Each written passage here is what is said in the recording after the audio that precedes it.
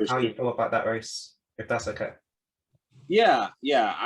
I definitely was not. I didn't feel the greatest after that race for sure. You Yeah, know, I had bad reaction time, and that, honestly, that's not uncharacteristic for me. If you go back and look at a lot of my races, yeah, I, yeah. I didn't I want to don't. say that, but I did see that.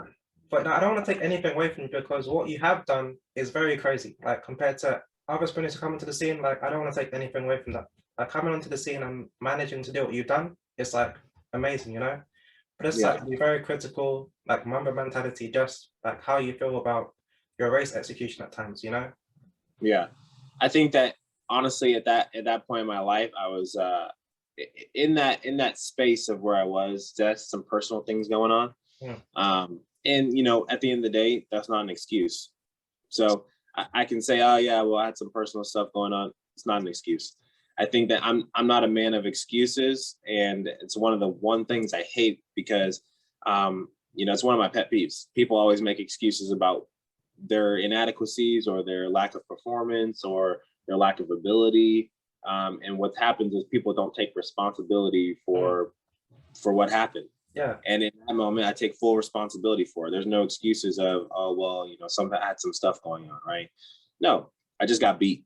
yeah, yeah, So, you know, and when you take that into account, you have to, for me, it's more of, okay, how can I take the personal things that were going on and put those in the back burner and now focus on what I have to do the task at hand, perform and execute better in that moment, and then worry about that stuff afterwards. And so that was huge for me. I did have some things going on, and you know, for me, my mind was not where it needed to be, mm, and so, you know, I got beat, and it happens. I think in sport, you know, you're not gonna win them all. You want to win them all, but it happens. And I think in the big meets is where I need to obviously focus in more. There's a lot of times where I'm at you know, bigger competitions, and I do well. yeah, yeah, yeah. But I need to hone in and focus on what I'm doing. And that race was kind of an outlier for me. You know, I definitely felt crappy afterwards. Mm, Hey, I lost. It was one of those big hype meets that were like, hey, this is going to be a good showdown. yeah, yeah, definitely It, was. it, it didn't really happen for me in that moment, especially because me and Coleman were going back and forth that year. And I definitely left a lot on the table that year. I feel like I definitely could have run 9.7 that year easily. Yeah, Uh, definitely. Well, yeah, definitely. and I believe I'll do that this year easily. But um, I hope so. you know, for me, you know, looking back on that race, I haven't looked at it a whole lot, because, you know, when you look at your past, you want to look at Yeah, it for very, very briefly to remember where you come from, not to critique your old self.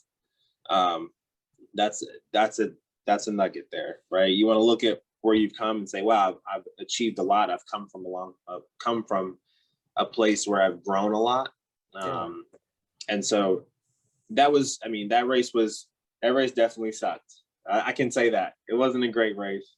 I look back on it and say, wow, if I was a little bit more focused in that moment, the race could have gone a little bit differently. mm, Um, and it could have been different. And so, you know, for me, that was kind of those ones where you gotta chalk it up.